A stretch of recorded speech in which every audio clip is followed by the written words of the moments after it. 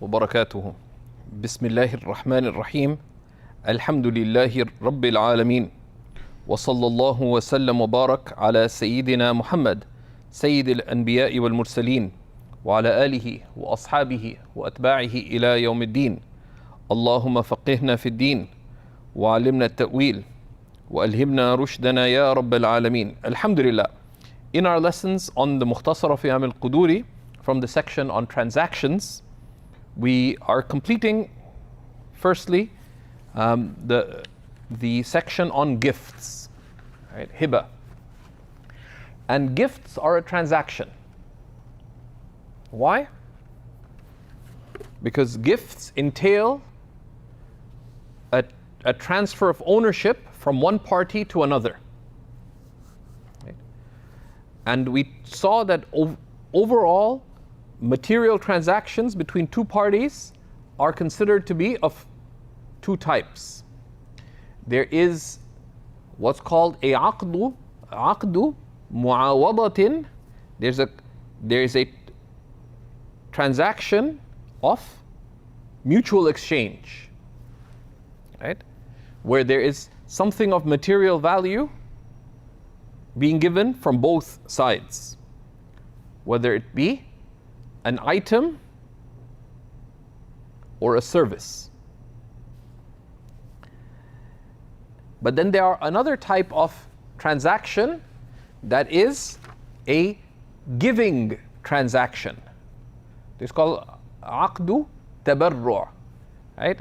It is a giving transaction where only one party is giving something of material value. A gift is like that. But like any other contract, a gift requires offer and acceptance, actual or effective. And we saw that. But because there's nothing of exchange from both parties, when is a gift complete? When is a gift complete? When it's given? No, not when it's given. Let's be more precise. يتم بالقبض. The gift is completed when possession is taken. Right? And the taking of possession, actually or effectively, is when a gift is considered complete. Okay, now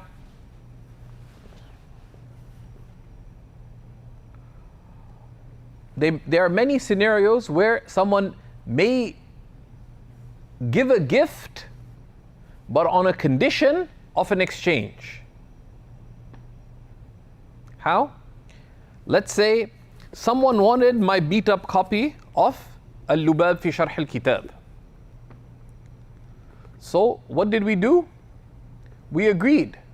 So I said, Zain, I gift you my copy of the Lubab on condition that you buy me a falafel sandwich. That on condition that you give me a falafel sandwich. Right? What is this considered? This is what we're going to look at next. This is that if you give a gift on condition of some exchange, right?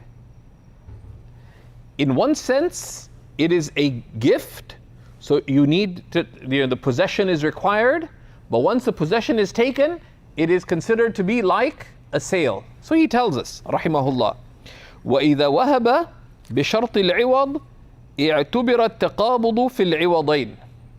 If one gifts on condition of a specific item of exchange, then the conditions of a gift are considered. So the taking of possession is required for both items. Right? Actual possession or effective possession, as we've discussed before. But once possession of both items is taken, فَإِذَا تَقَابَضَا صح العقد أي ثبت ولزم. But if both take possession, the contract then becomes binding. وكان في حكم البيع, and this is considered to be like a sale. انتهاء. So it's a هبة ابتداء بيع انتهاء. Why? Because it's not a giving transaction then, it's a transaction of exchange. And then, so that's a scenario where I say, I gift you my book on condition that you gift me that pen. So you agreed.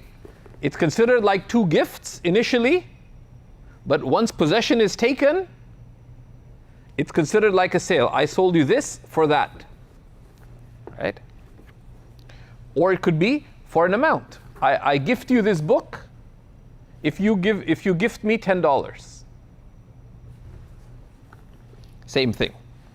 So then the rulings of sales apply to it once it is complete. يعني وكان في حكم البيع يرد بالعيب أو يرد بالعيب وخيار الرؤية وتجب فيه الشفعة.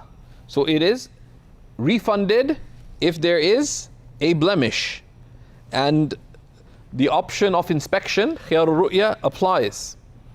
And if if property, the right of preemption shuf'a is applies to it, right? And this is the kind of situation where someone may be using a gift to avoid some of the legal implications. How? I don't like my next door neighbor. We've had a difficult 20-year history. I want to sell my property, but I want to sell it to my friend. If I sell my property, I don't want my next door neighbor to get it. So I say, I'm not selling it, I'm just gifting it.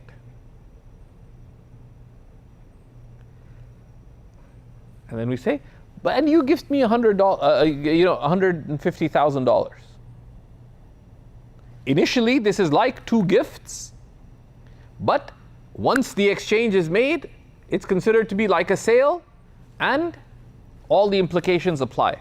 Also because the principle applies that العبرة في الشرع للمعاني. Right?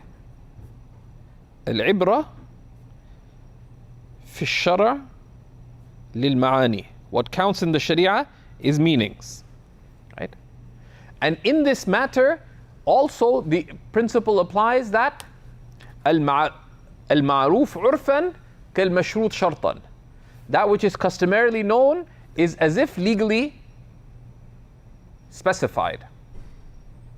So for example, if I want to sell pens, and it's known that this pen sells for $20.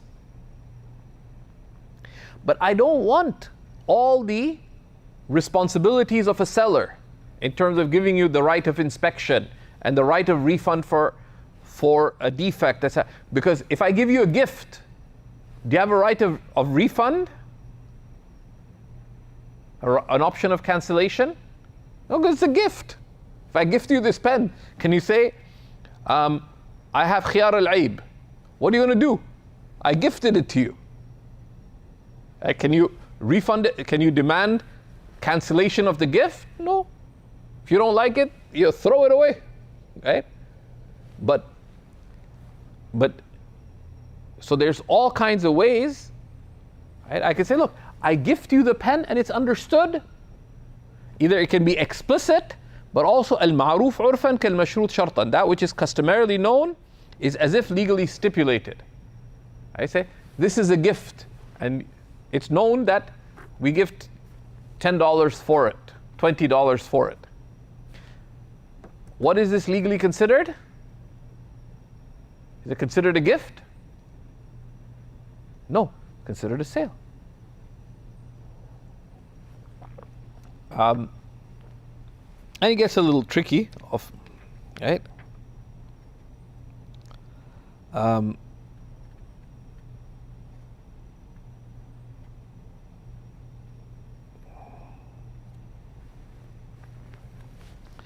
Okay, then, so now at the end of the chapter on gifts, he has a number of issues that he puts in. The next one, he says, وَالْعُمْرَةُ جَائِزَةٌ لِلْمُعْمَرِ حَالَ حَيَاتِهِ وَلِوَرَثَتِهِ مِنْ بَعْدِهِ. The Umrah is a lifetime sale. Right? So you say, I sell you this house for the duration of your life, for this much. But once you pass away, it returns to me. So this is valid. But it counts as a sale. The extra condition is batil, is invalid. Right? So I sell you this house with the condition that when you die, you return it to me.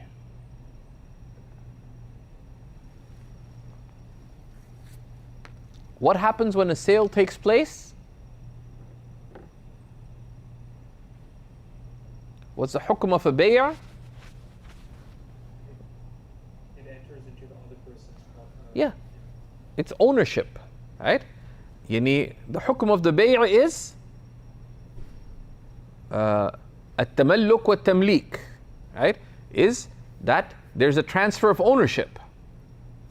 So once the person who bought the house in a lifetime sale, this lifetime sale, the Umrah, you own the house. Now once you own the house, milk is owning something. الملك يقتضي حق يعني حق التصرف في المملوك. Ownership entails, do you have the right of complete disposal over what you own? So the condition that I get it back once you die is invalid. Also, because at the point where the person dies, what happens to their property? It rightfully now belongs to the inheritors. It just has to be apportioned accordingly.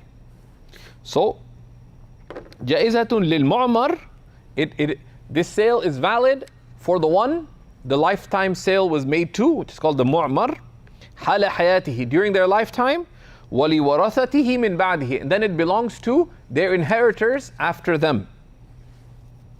Because the transfer of ownership was valid and the condition is considered invalid. And people make all kinds of fuzzy transactions like this. Families are notorious for doing things like this, right? So, okay, this house, you can have this house while you're alive. And sometimes it's not that clear. What you can have this house, what does it even mean? You can use it, you own it, right? So it causes all kinds of problems. The wife is denied her inheritance. It was only for his during his lifetime, etc. Okay.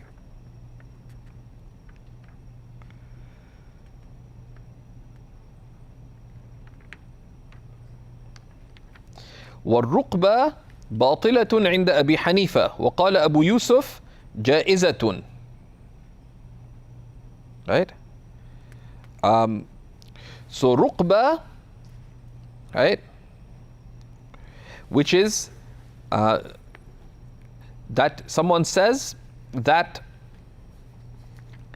this house is yours. If I die before you, the house belongs to you. But if you die before me, the house belongs to me. According to Abu Hanifa, this is invalid. And Imam Muhammad was with Abu Hanifa on this. Why? Because it goes against what is entailed by ownership. Abu Yusuf said it is permitted, and he has his reasoning, but the relied upon position is that of Abu Hanifa and Imam Muhammad, because it goes against what is entailed by ownership.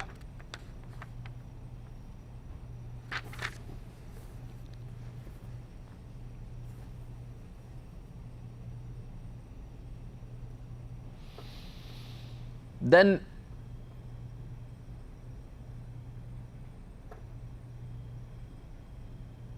he tells us, وَمَنْ وَهَبَ جَارِيَةً إِلَّا حَمْلَهَا صَحَّةِ الْهِبَةِ وَبَطَلَ الْإِسْتِثْنَاءِ.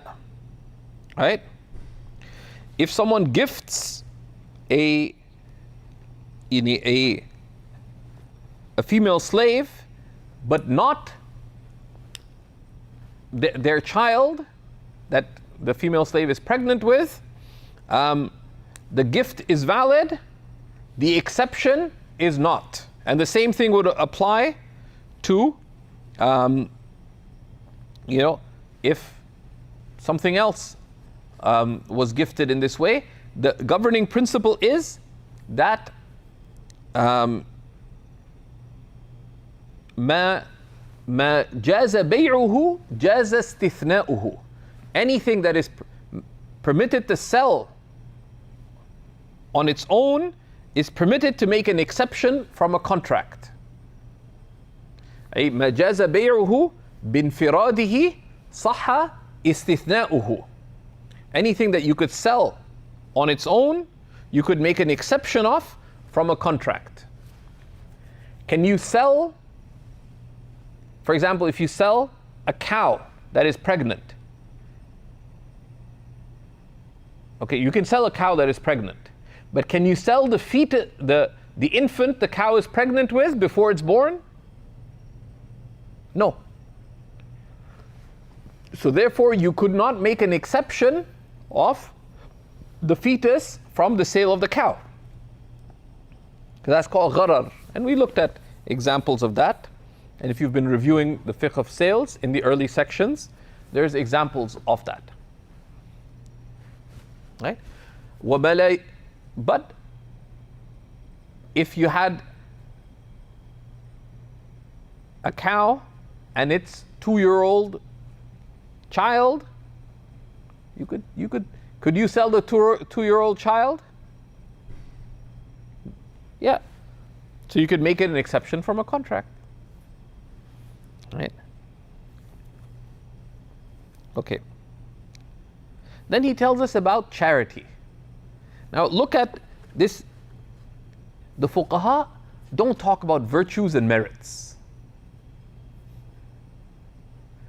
Right? Why? Because fiqh is not there to tell you about virtue or merit or ethics. Fiqh is just to lay down the limits of the law. Right? Right? You don't go to court to learn about good manners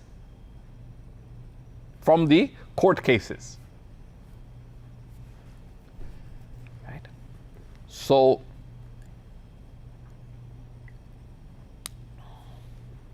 of course, charity, sadaqah, in many ways, charity resembles a gift. Right?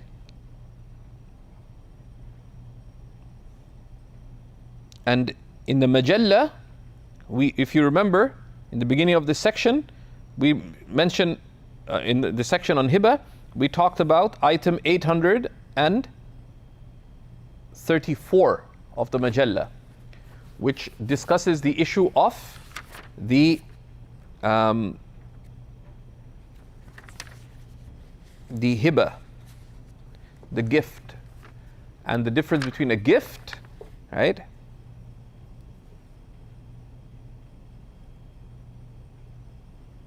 and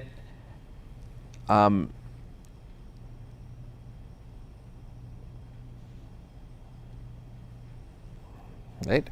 So a hadiyah, a gift is given typically to honor somebody. Charity is given, right, seeking to draw closer to Allah, and the condition for charity is that the person charity is given to be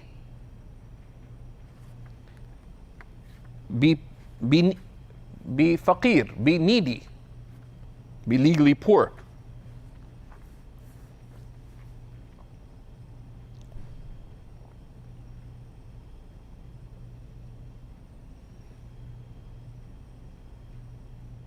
So you have a friend, you give them a gift. You have a family member, you give them a gift.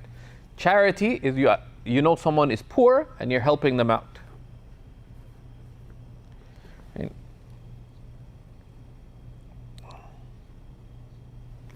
So he tells us, rahimahullah, وَالصَّدَقَةُ كَالْهِبَةِ لَا تَصِحُّ إِلَّا بِالْقَبْضِ. Any charity, which is by definition given to someone poor, is like a gift. It is not لا تصح أي لا تتم. It is not valid, meaning it is not binding nor complete except once possession is taken. Because it's a transaction of giving. It's a unilateral transaction. It's a عقد تبرع. ولا تجوز في مشاع يحتمل القسمة. Right? And it cannot be given with respect to a non-specified part of something that is divisible, for what we have discussed before, because it would lead to dispute, right? Right? To give, so I gift you a quarter of this house. Which quarter? Right? And we saw the difference of opinion about that previously. وَإِذَا تَصَدَّقَ عَلَى فَقِيرَيْنِ بِشَيْءٍ جَازٍ. Right? If one gives some charity to two poor people, and it's something that is divisible, it'll be valid. Right? وَلَا يَصِحُّ الرُّجُوعُ فِي الصَّدَقَةِ. It's not valid to go back on charity. بعد القبض. Once the poor person takes ownership of it.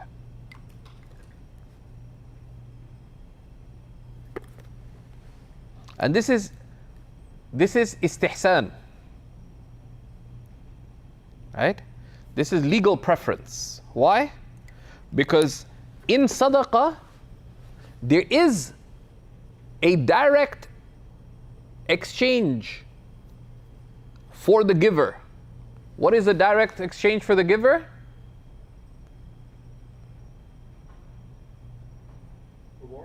Reward. In the next life, right?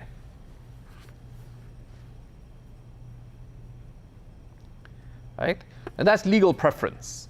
And also because there's the aspect of the need of the poor. Because someone is poor, if they receive the money and they're needy, what are they likely to do with the money? They're likely to use it. So then if the person who gave the money can come back to them and say, give it back to me, then it puts the poor person in difficulty.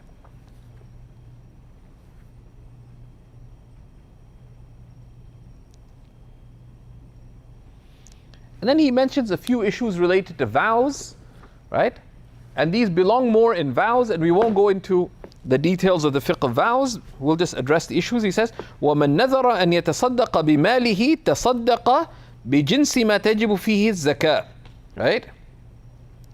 If someone vows that they will give their wealth in charity, then what is due upon them is those parts of their wealth that zakat is due upon. And that is legal preference, istihsan. Because the primary line of legal reasoning would entail, they say, someone vows, I'm going to give my wealth in charity, then the primary line of legal reasoning would be, you have to give all your wealth away to fulfill that vow, that nadhr. But the obligatory charity is due only on certain categories of wealth, those described in the chapter on zakat. So legally, what categories is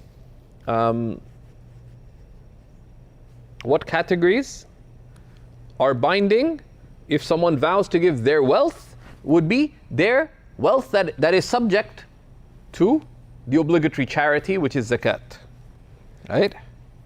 And the line of reasoning is that vows relate to that which Allah has made incumbent upon a person, and what the incumbent charity is zakat. So you only have to give that one away. And also to give my wealth, this would relate to your discretionary wealth, which is what zakat is due upon. وَمَنْ نَذَرَ أَنْ يَتَصَدَّقَ بِمِلْكِهِ لَزِمُهُ أَنْ يَتَصَدَّقَ بِالْجَمِيعِ. But if someone vows to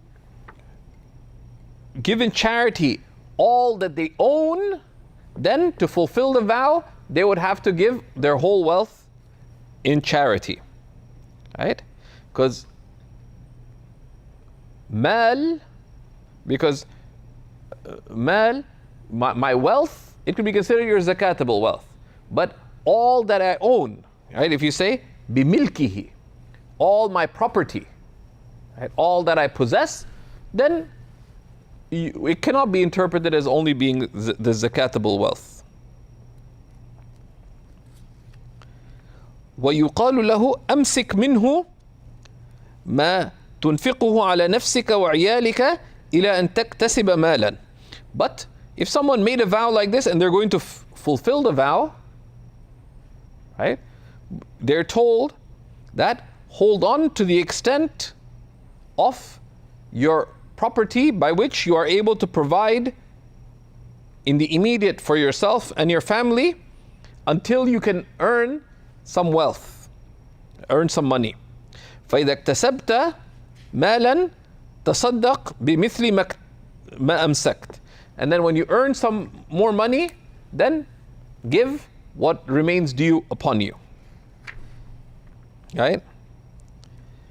And this differs depending on the state of people, as explained in the commentary. Now, if one cannot fulfill a vow, then, we can see in the chapter on nadhr, on vows, what does one do to expiate, right? And in some situations, we just tell them to break their vow and expiate instead, right? If there's manifest harm.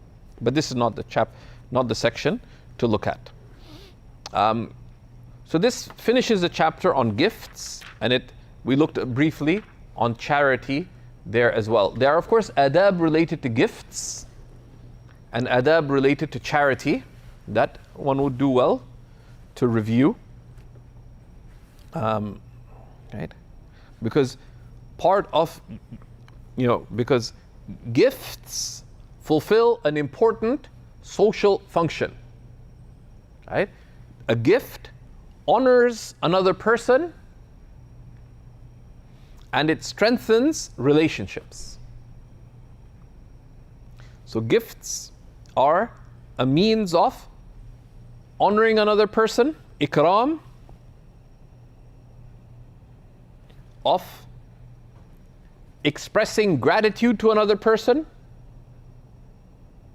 and cultivating love between them, with them. Tahadaw, tahabbaw. Right? The Prophet ﷺ said, exchange gifts and you'll grow to love one another. But the ulama explain that exchange gifts, you give a gift to strengthen your relationship with the other party, seeking the reward from Allah subhanahu wa ta'ala. Whether the other person gives you a gift or not but there's these other meanings as well, right? There's the element of love, the element of gratitude, the element of honoring them as well. And then has the meaning of sila, of strengthening ties. Right? Whether, whichever relationship, whether from a parent to a child to a parent, siblings, spouses, children, friends, neighbors, teachers, community, etc. Right?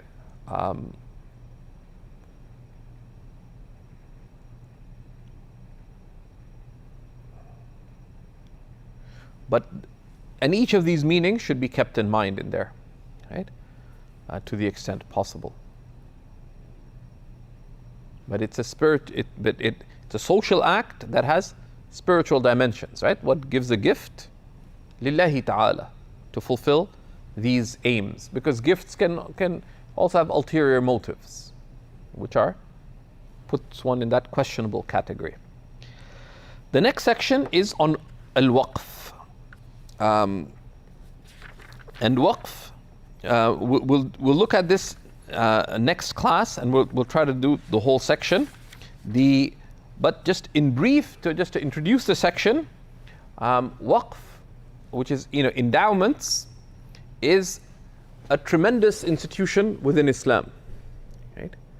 And it's one of the ways of institutionalizing the good, and to have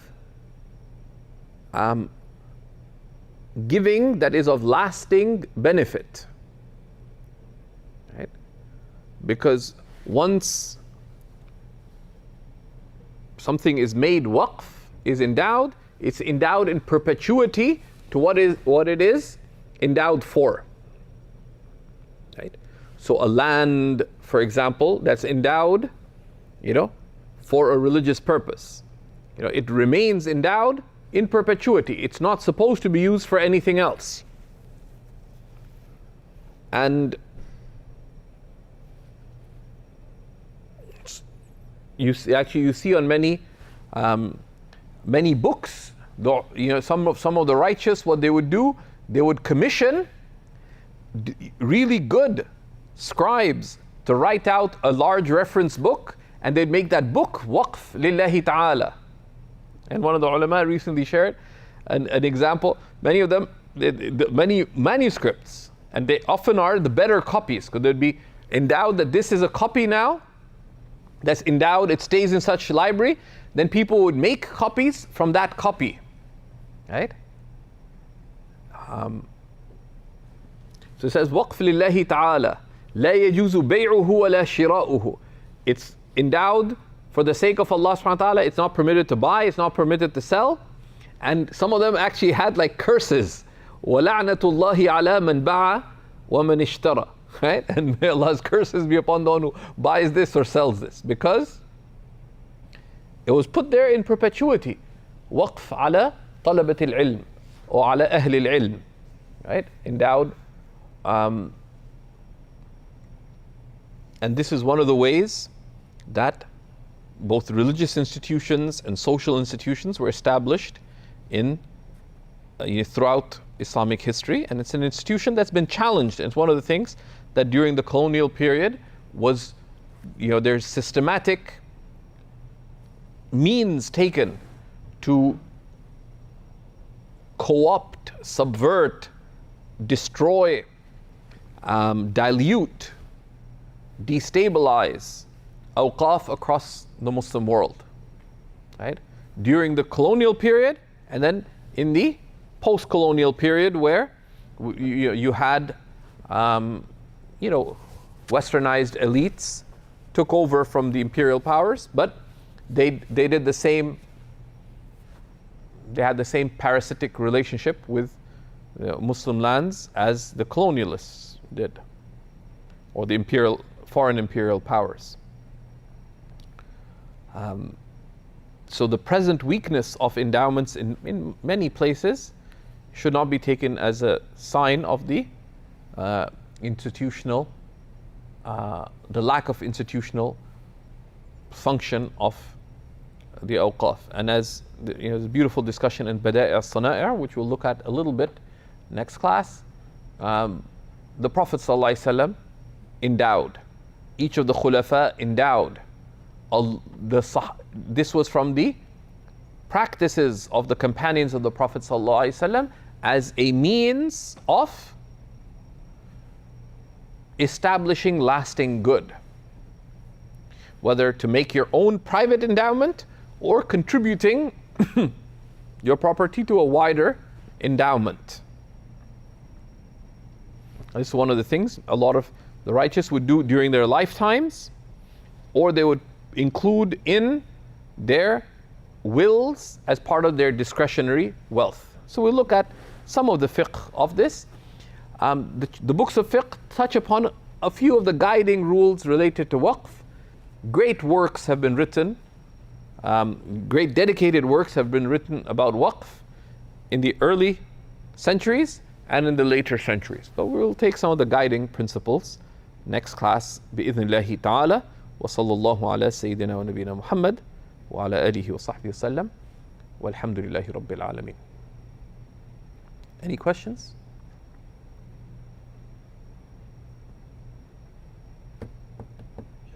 Yes. There was one issue, I believe we didn't take this before. It's just one issue about what you read, وإذا تلفت العين الموهوبة. I'm not sure if you did that before.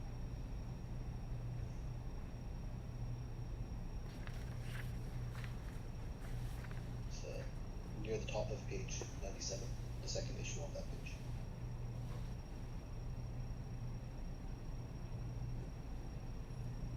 Okay.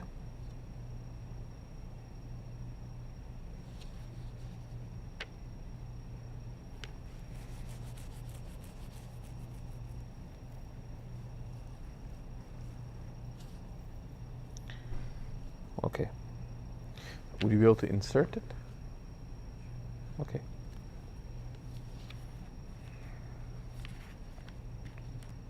Are we sure we didn't do it? Because it connects with the issue right before it. In my notes, we didn't do it from what I have. Okay. Okay. بسم الله. قال رحمه الله تعالى: وإذا تلفت العين الموهوبة فاستحقها مستحق فضمن الموهوب له لم يرجع على الواهب بشيء. Right? If the item that was gifted perishes, either it's destroyed or it's been used up, and then it turns out to belong to a third party. Right? So I gifted Zubair this pen. Zubair decided to put the pen under his bookshelf, then he put the books on it and the pen got destroyed. Then turns out that the pen belonged to Umar. So Umar goes to Zubair and says, Zubair, I need my pen back, because now it was in Zubair's hand, but who did it actually belong to? What is istihqaq? ظهور حق ثالث. It turned out to belong to a third party, Umar. But it belongs to her, she has a right for it back. There, Zubair, can he give the pen back? No, because it's destroyed. It was under the bookshelf, we put books on it, plastic pen broke. So the one who was given the gift would have to compensate for it, because they had in their hand something that rightfully belonged to a third party. But here, legally, they couldn't demand compensation from the one who gifted it to them. Because, though, and that's the legal thing. Morally, especially if the person knew, should they give it whatever, that's a matter of akhlaq, but you can't demand akhlaq from people, right? So that's the missing issue. Okay. Alhamdulillah Rabbil Alamin. Go ahead. Faraz, what is the last chapter that we'll be taking in this section on trade, and what section will we be doing next?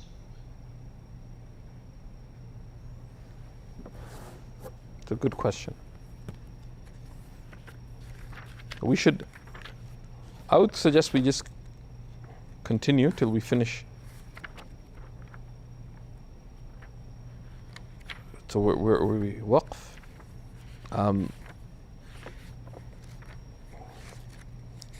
Till we get to marriage.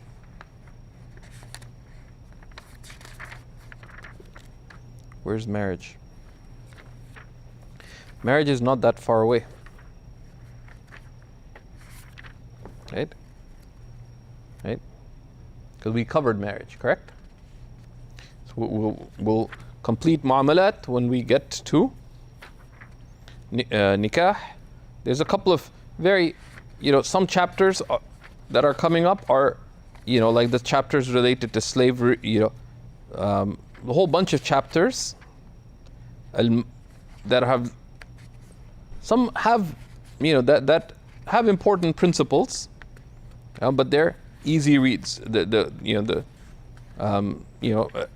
person who disappears, the runaway slave, reviving unused lands, the slave who has a right of transaction. We need to know it because these are referenced in other chapters, but there's not a lot of rulings. Sharecropping, because it has some interesting issues that arise. Musaqa, right? So, inshallah, we'll try to plow through these relatively quickly because they're illustrative, and then we will have to decide what we do about the final third of Quduri, which is also pending, right? Which in the Lubab is the third volume, right? Which is from Itq, right? And then criminal law, also halal and haram. So it has Kitab al-Hudud, halal and haram.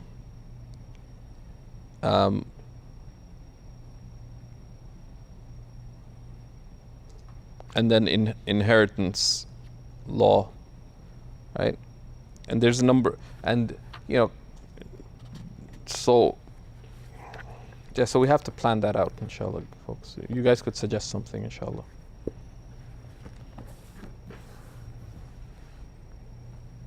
Alhamdulillahi Rabbil Alameen.